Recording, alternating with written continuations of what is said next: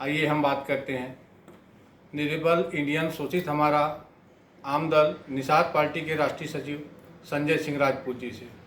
Sir, पहुना news में आपका बहुत बहुत स्वागत है। बहुत धन्यवाद। अभी जैसे कि चुनावी समय आ गया है, तो आप अपने निषाद पार्टी के लिए क्या करना चाहते हैं? देखिए, सबसे पहले तो मैं आपको धन्यवाद देना चाहता हूँ। पहुना न्यूज़ के माध्यम से निर्बलों की बात, शोषितों की बात जो छत्तीसगढ़ में है, उसकी पहुँचाने का काम प्रशासन और शासन तक कर रहे हैं।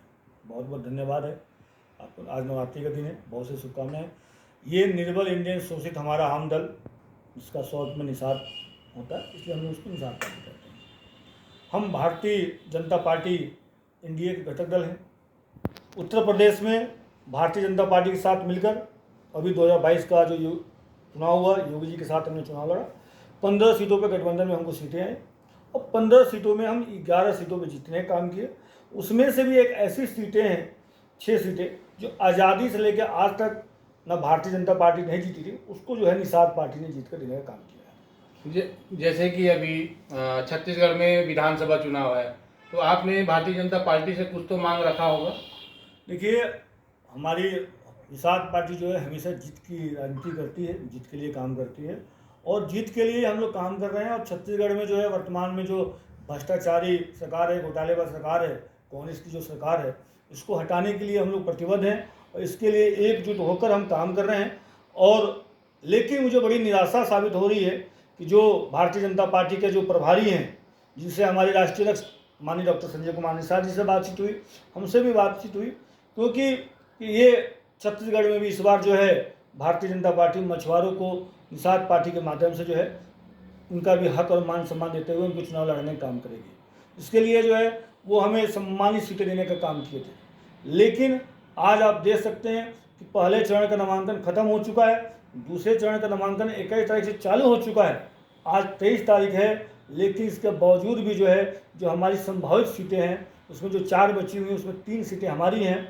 उन 3 सीटों पर भारतीय जनता पार्टी ने हमारे प्रत्याशियों को जो है नहीं किया है। इससे निश्चित ही हमारे पार्टी के पदाधिकारी, प्रत्याशी और कार्यकर्ताओं में और इस समाज से लोग बहुत ही आक्रोशित हैं और उन्होंने तय किया है, ये समाज भगवान राम की नैया पार लगाने वाला समाज है। त्रेता युग में जब भगवान राम को वनवास हुआ था, जब उनके माता पिता तक सबने छोड़ने काम किया, तब वो अपने मित्र महाराजा गुहाराज निषाद जी के पास गए और गुहाराज निषाद जी ने जो है उनको साथ रखा और नदी पार करवाकर दूसरे जो है राज्यों में भेजने का काम किया, नैया पार लगाने का काम किया।